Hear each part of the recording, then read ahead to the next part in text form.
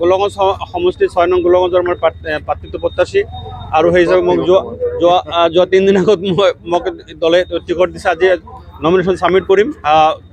আজি 19 তাৰিখ 20 তাৰিখ যিহেতু দুদিন বন্ধ আছে, মোৰ আশা যে গোলগঞ্জ সমষ্টি যিটো ডিলিমিটেশ্যন হোৱাৰ পিছত গোলগঞ্জৰ ডেম'গ্ৰাফি এণ্ড জিঅ'গ্ৰাফি এণ্ড গোটেইখিনি চেঞ্জ হৈ গৈছে। যে চেঞ্জ হোৱাৰ পিছত যোৱাবেলি যিটো কংগ্ৰেছৰ কেণ্ডিডেট আছিল আব্দুল সোবহান আলী চৰকাৰ আছিল, তেওঁ ইতিমধ্যে গৌৰীপুৰত আহিছে। গতিকে গোলগঞ্জত কংগ্ৰেছৰ তেনেকুৱা টোটেলি নাই, আৰু যিজন প্ৰাৰ্থী দিছে তেওঁৰ প্ৰতি মানুহৰ আস্থা নাই। আৰু গতিকে মোৰ কংগ্ৰেছৰ লগত মোৰ কোনো নহ'ব, মোৰ কম্পিটিশ্যন নহ'ব, মোৰ বিজেপিৰ লগত ফাইট হ'ব। কিন্তু বিজেপিৰ কথা আছে, বিজেপি যিহেতু ডিলিমিটেশ্যন কৰাৰ ফলত গৌৰীপুৰত যিটো 11টা ৱাৰ্ড কাটি লৈ গৈছে আৰু বিভিন্ন অঞ্চল কাটি লৈ যোৱাৰ পিছত মানে বিজেপিৰ প্ৰতি মানুহৰ আস্থা নাই।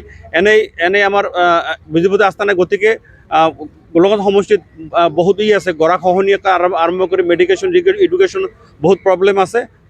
মোৰ আশা যে আপোনালোকৰ মাধ্যমত মই গোলগঞ্জ সমষ্টিবাসী প্ৰতিজন মানুহক মই আশ্বস্ত কৰোঁ যে সকলোৱে মোক যথেষ্ট ভোটত এইবাৰ জিকাই দিব। আৰু ইতিমধ্যে ধুবুৰী ডিষ্ট্ৰিক্টৰ আমাৰ যিকেইটা কেণ্ডিডেট আছে, আমাৰ ধুবুৰী, গৌৰীপুৰ, গোলকগঞ্জ, বিলাচীপাৰা, বীৰসিং জৌৰা, আমি 5টা চিট আমি ইনশাল্লাহ আমি জিকি যাম। প্ৰথম কামটো কি হ'ব?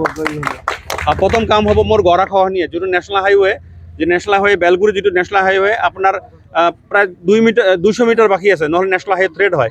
তাত গৰা বান্ধ কৰা হ'ব। তাৰপিছত যিকেইটা স্কুল আছে, কলেজ আছে, গোলগঞ্জ সমষ্টি যিকেইটা কলেজ আছে, কোনো ছায়েন্স ষ্ট্ৰীম নাই, আৰ্টছ ষ্ট্ৰীম নাই। তাৰপিছত আপোনাৰ যিবিলাক মেডিকেল ছাব চেণ্টাৰ যিবিলাক আছে, তাত মডেল হস্পিটেললৈ ৰূপান্তৰ কৰা হ'ব। বহুত ৰাস্তা ঘাট বাকী আছে, বিজুলী যোগান বাকী আছে, ইত্যাদি বহুত কৰিব লগা আছে। ইয়াৰ আগত যিবিলাক বিধায়ক গৈছে গোটেইখিনি ফাঁকি দিছে আৰু তেওঁলোকে বুজিও পোৱা নাই হোৱাট ইজ মিন বাই বিধায়ক, MLA, member of legislative assembly.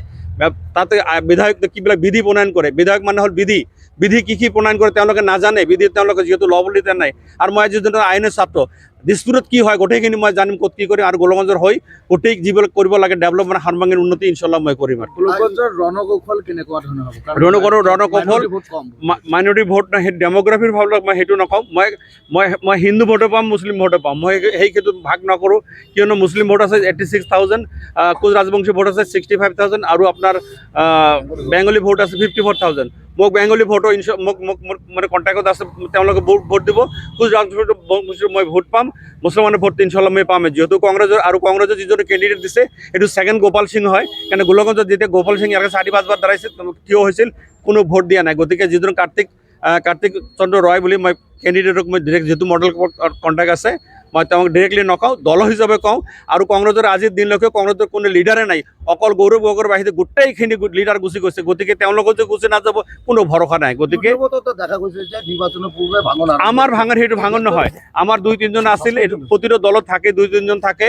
2-3জন আছিল, আমিৰ ইছলাম কৰি, তাৰপিছত চাজু, 2-3জন আছিল, সেইকেইটা বেলেগ দলৰ লগত গোপন বুজাবুজ কৰাৰ কাৰণে দলৰ পৰা সিহঁতক নিলম্বন কৰা হৈছে। গতিকে কংগ্ৰেছীবিলাক কয় যে ইউটিউবত আমাৰ মাত্ৰ গৈছে 3জন, আৰু কংগ্ৰেছৰ পৰা আজি যিটো বিজেপি গভৰ্ণমেণ্ট যিটো আছে আৰু নেক্সট যিবিলাক কেণ্ডিডেট হৈ আছে গোটেইখিনিতো বিজেপিৰ পৰাই যোৱা। গতিকে আমাৰ সেই 2-3জন গ'লেও আমাৰ কোনো প্ৰব্লেম নাই।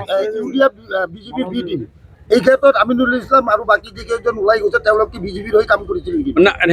বিজেপিৰ হৈ কাম কৰা নাই, তেওঁলোকে দল বিৰোধী কাম কৰিছে। আৰু দলৰ যিবিলাক মেণ্ডাটৰী যিবিলাক প্ৰভিজন থাকে সেইবিলাক ভাইলেট কৰাৰ কাৰণে তেওঁলোকক নিলম্বন কৰা হৈছে। আপোনাৰ বিৰুদ্ধে ষ্ট্ৰং হেভিৱেট নেতা এজন আছে, অশ্বিনী ৰায় চৰকাৰ, আপোনাৰ ক্ষেত্ৰত আপোনাৰ মূল যুঁজ হ'বনে নাই? মোৰ মূল যুঁজ মোৰ অশ্বিনী ৰায় চৰকাৰৰ লগতে মোৰ হ'ব, কংগ্ৰেছৰ লগত মোৰ নহয়। আৰু সেই জিকত ইনশাল্লাহ মই জিকি আহিম।